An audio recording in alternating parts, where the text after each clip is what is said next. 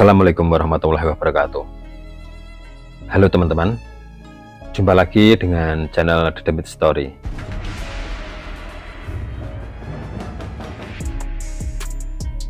Sebelum kisah ini dimulai, saya ucapkan minal aidin wal faidin, mohon maaf lahir dan batin. Selamat Hari Raya Idul Fitri 1444 Hijriah. Tanpa banyak kata, kita langsung saja ya teman-teman ke ceritanya. Pagi itu matahari belum sepenuhnya muncul. Namun di sebuah gedung mewah, beberapa orang sedang sibuk mempersiapkan pemotretan. Terlihat Siska sedang dirias oleh para tim make up, dan di sebelahnya terlihat Dimas juga dirias.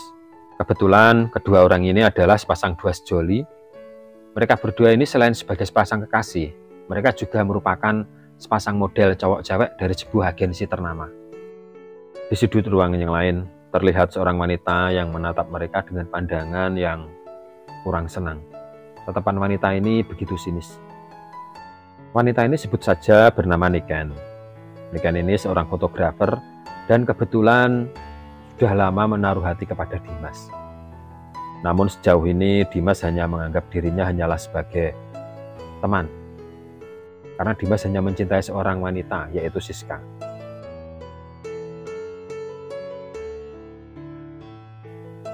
Akhirnya sesi pemotretan dimulai. Terlihat Siska berpose dan bergaya bersama Dimas, dan Niken sebagai fotografernya.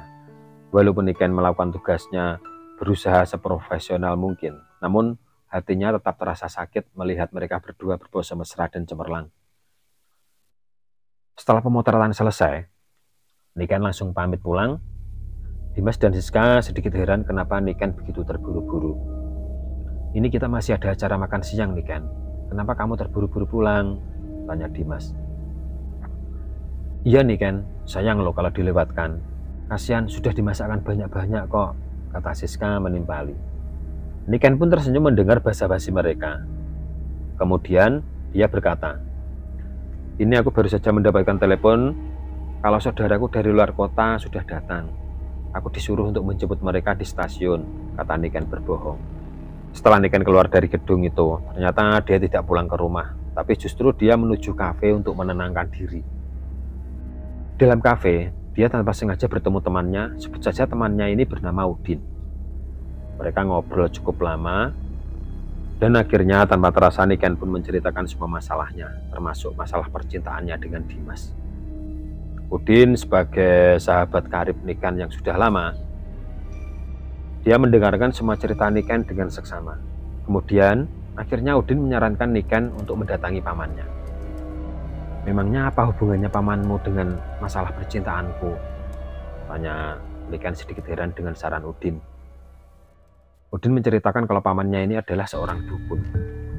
Dukun yang sudah terbukti kesaktiannya. Pamannya ini sering dimintai banyak orang untuk hal-hal seperti penglaris, pelet, pengasihan, dan lain sebagainya. Intinya berbagai macam hal yang berhubungan dengan hal gaib. Dan kelihatannya Niken pun mulai tertarik. Karena selama ini Niken sudah berusaha mendapatkan hatinya Dimas namun sia-sia. Sepertinya jalan pintas memang perlu ditempuh agar usahanya berhasil. Niken benar-benar sudah lupa diri. Dan dia sudah dibutakan oleh cinta. Dia tidak sadar kalau dia sedang merebut kebahagiaan orang lain. Tapi karena hatinya sudah tertutup asmara, akhirnya Niken mendatangi pamannya Udin. Pamannya Udin ini sebut saja namanya Mbah Suryo. Di sini Niken menceritakan semua permasalahannya kepada Mbah Suryo. Intinya dia benar-benar meminta tolong kepada Mbah Suryo agar dia bisa meraih hatinya Dimas. Apapun syaratnya dan berapapun maharnya. Kemudian Mbah Suryo meminta fotonya Dimas. Niken segera memberikan sebuah amplop yang ternyata di dalamnya ada selembar fotonya Dimas. Mbah Suryo pun menerawang foto itu.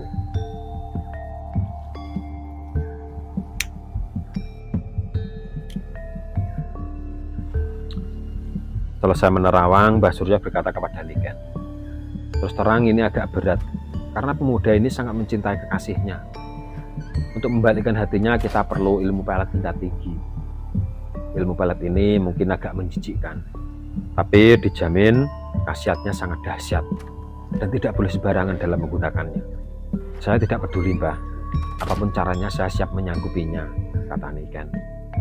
Baiklah jika kamu sudah mantap dengan tekadmu.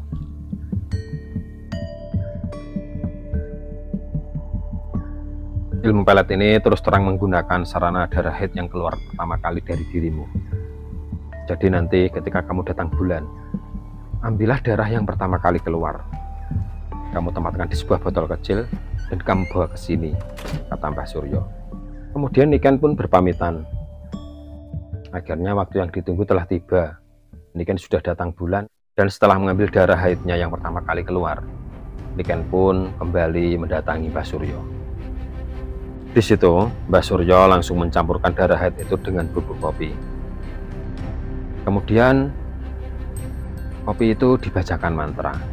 Hampir setengah jam lamanya Mbah Suryo merapalkan mantra ke dalam kopi itu. Dan setelah bubuk kopi itu dimantra-mantrai, bau amis dari darah haid itu sudah hilang. Jadi kopinya sudah seperti kopi pada umumnya. Kemudian Mbah Suryo berkata kepada Niken, bubuk kopi yang bercampur darah haidmu ini sudah aku rapal dengan mantra ilmu pelet. Jika kamu ingin mendapatkan hati pemuda itu, kamu harus bisa mencampurkan kopi ini ke dalam minuman dia. Tapi kamu harus ingat, campuran kopi ini tidak boleh lebih dari 1 sendok. Karena jika lebih dari 1 sendok, maka akibatnya akan sangat mengerikan.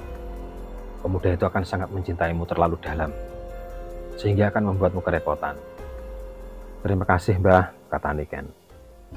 Setelah menyelesaikan semua persyaratan mahar dan lain sebagainya, Niken pun pamit. Sampai di rumah, Niken berniat beristirahat. Namun, baru beberapa menit tiduran di sofa, tiba-tiba Niken mendengar seseorang mengetuk pintu. Setelah pintu terbuka, ternyata ada orang yang mengantarkan undangan. Setelah orang itu pergi, Niken pun membuka surat undangan yang ternyata adalah undangan pernikahannya Dimas dan Siska. Beberapa saat setelah pengantar undangan itu pergi, tiba-tiba HP-nya Niken berdering. Ternyata Siska yang menelepon. Siska meminta tolong pada Niken kalau di hari pernikahannya nanti dia ingin Niken yang menjadi fotografernya. Akhirnya, hari pernikahan Dimas dan Siska pun tiba. Niken berusaha tampil seprofesional mungkin di hadapan mereka. Namun, ternyata diam-diam Niken merencanakan sebuah rencana jahat. Sebelum dia memotret Dimas dan Siska, ternyata terlebih dahulu, Niken membuat segelas kopi dari bubuk kopi yang dia dapat dari Mbah Suryo. Saat itu Niken benar-benar cemburu dengan kemesraan Dimas dan Siska. Dia pun melupakan pesan dari sang dukun. Niken membuat segelas kopi dengan mencampurkan 2 sendok kopi yang seharusnya tidak boleh lebih dari 1 sendok. Ternyata Niken sangat marah. Dia ingin Dimas benar-benar sangat mencintainya. Sehingga dia melupakan pesan dari sang dukun. Kemudian Niken membawa segelas kopi itu ke hadapan Dimas. Dimas, ini biar kamu gak gugup dan tidak ngantuk. Tidak ada salahnya kamu minum kopi ya, kata Niken, menyerahkan segelas kopi itu kepada Dimas. Tanpa menaruh curiga sedikit pun, Dimas meminum kopi itu. Setelah Dimas minum kopi itu, beberapa menit kemudian, ilmu pelet itu mulai bereaksi. Dimas mulai menatap Niken tanpa berkedip, dan Dimas sepertinya sudah tidak peduli lagi dengan suasana sekitarnya. Dia tidak peduli lagi dengan Siska, tidak peduli dengan acara pernikahannya. Sepanjang acara pernikahan, Dimas terus memandangi Niken, sehingga membuat Siska merasa sangat tidak nyaman. Bahkan ketika pada waktu malam pertama, malam yang seharusnya menjadi momen paling bahagia dari sepasang pengantin itu, justru malah menjadi momen pertengkaran yang sangat hebat antara Dimas dan Siska. Siska saat itu benar-benar sangat marah karena Dimas yang sudah menjadi suaminya malah bersikeras ingin menemui Niken. Dimas pun langsung pergi keluar kamar. Sebelum Dimas pergi, dia sempat membanting pintu dan langsung pergi menuju ke rumahnya Niken. Pertengkaran itu ternyata sempat disaksikan oleh ibunya Dimas. Dengan lemah lembut, ibunya Dimas mencoba menghibur Siska yang sedang menangis di kamar pengantin. Ibunya Dimas sendiri juga tidak habis pikir dengan putranya. Kenapa tiba-tiba sikapnya berubah total?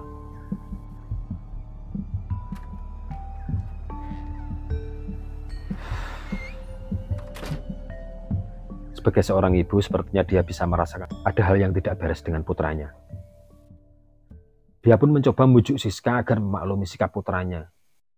Ibunya Dimas yang telah menjadi mertuanya ini sempat bertanya kepada Siska, "Apa kamu tidak menemui hal-hal yang aneh sebelum acara pernikahan ini, Siska?" Siska langsung menyeka air matanya, dan dia menjawab, "Sepertinya tidak ada hal yang aneh, Bunda. Namun sepanjang pernikahan dan malam pertama, Mas Dimas benar-benar sangat aneh dan sikapnya benar-benar berubah." Ibunya Dimas pun menjawab, "Aku juga merasakan hal yang sama. Sepertinya ada yang tidak beres dengan putraku. Dan sebaiknya kamu jangan berprasangka buruk dulu ya, Siska. Aku yakin ada ya sesuatu yang terjadi pada Dimas." Di tengah malam, Siska terbangun dari tidurnya. Sayup-sayup, dia seperti mendengar suara seorang wanita melantunkan gending lagu Jawa. Siska mencoba lebih fokus pada pendengarannya. Dan sepertinya suara itu berasal dari dapur. Dengan mengendap-endap, Siska berjalan menuju ke dapur. Sampai di dapur, Siska sangat terkejut sekali. Siska melihat suaminya diapit oleh 4 wanita berpakaian adat Jawa atau kebaya lengkap dengan sanggul, gelung, dan selendang. Namun, yang bikin hati Siska bergidik, 4 wanita ini tidak memiliki muka. Dan Dimas duduk di tengah diam seperti patung. Siska pun langsung menjerit dan berteriak memanggil suaminya. Namun tiba-tiba Siska tersentak seperti terbangun dari tidur. Ternyata Siska baru saja bermimpi. Namun mimpinya ini benar-benar seperti nyata. Setelah Siska bermimpi seperti itu, dia semakin yakin kalau ada sesuatu yang terjadi pada Dimas.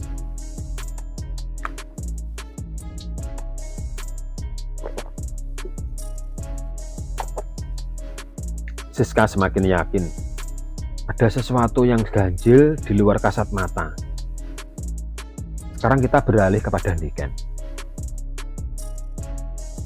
Saat itu Niken sedang duduk di ruang tamu sambil mengutak-atik HP-nya.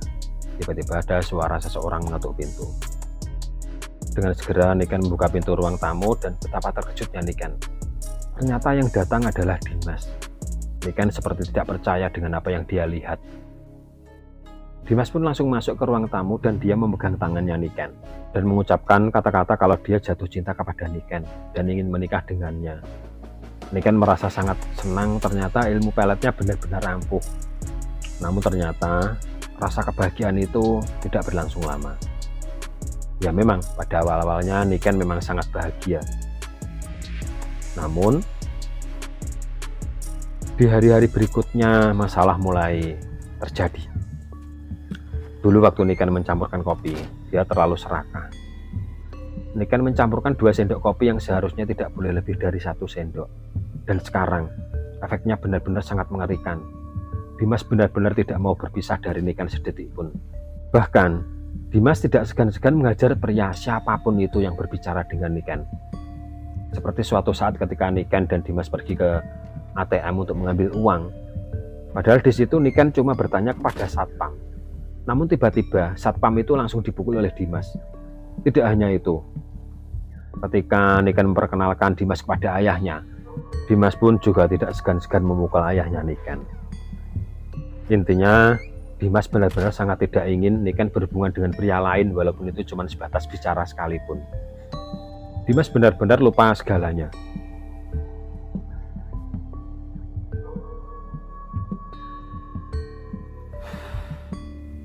Bahkan dia tidak mau mandi, tidak mau makan, sampai akhirnya badannya sangat kurus dan bajunya sangat lusuh dan kumal. Niken pun stres dibuatnya. Akhirnya Niken menghubungi Mbah Suryo, dukun yang memberikan ilmu pelet padanya.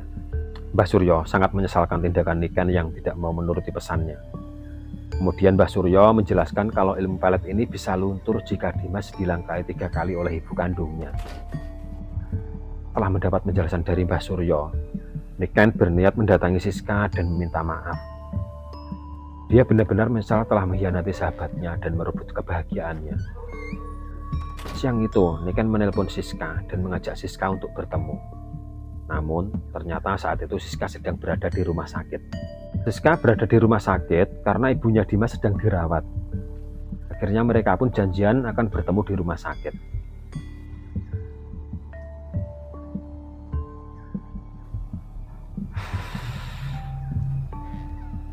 Sore harinya Niken dan Dimas sudah datang ke rumah sakit.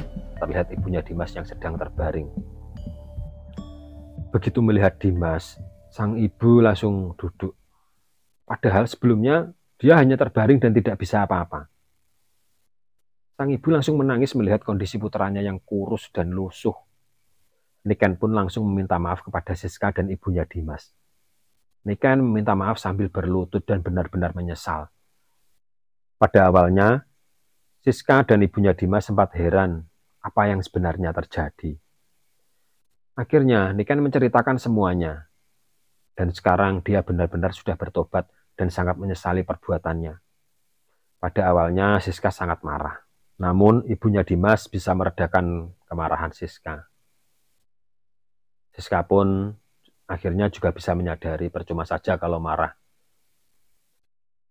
Sekarang yang terpenting adalah mencari solusinya. Dan dia juga sudah sadar. Dia juga sudah melihat kalau Niken benar-benar sudah sangat menyesal.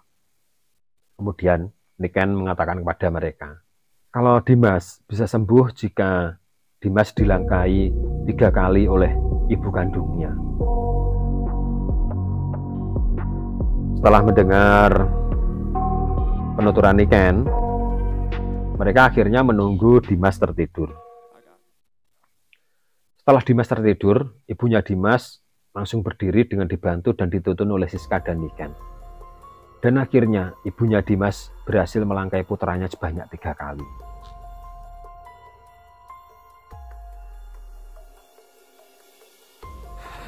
Setelah Dimas bangun dari tidurnya, dia sangat heran kenapa dia sampai berada di rumah sakit dan pakaiannya sangat lusuh dan kumal.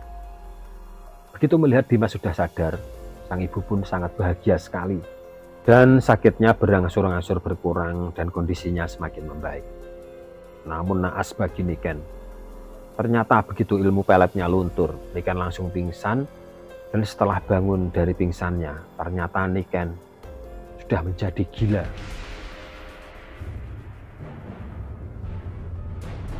Akhirnya karena faktor kemanusiaan, Siska membawa Niken ke rumah sakit jiwa. Walaupun di dalam hatinya masih ada rasa marah, tapi rasa kemanusiaan tetap harus diutamakan. Karena Niken sudah menyesali perbuatannya dan benar-benar ingin bertobat. Dan dia sudah bertanggung jawab memberikan solusi dari semua masalah Dimas. Setelah Dimas mendengar cerita dari Siska, dia seperti tidak percaya. Dimas pun langsung meminta maaf kepada Siska atas semua perbuatannya. Namun Siska pun langsung menjawab, kamu tidak perlu minta maaf mas, ini bukan kesalahanmu. Ini semua di luar kesadaranmu. Nah begitulah teman-teman, terkadang karena cinta, seseorang bisa mengkhianati sahabatnya. Karena cinta, seseorang bisa menghalalkan segala cara.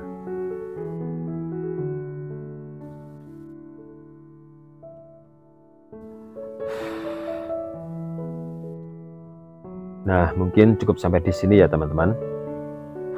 Jangan lupa komen, like, dan subscribe supaya saya lebih semangat lagi menghadirkan kisah-kisah menarik di beranda YouTube teman-teman sekalian. Sekian dan terima kasih. Semoga bermanfaat. Wassalamualaikum warahmatullahi wabarakatuh.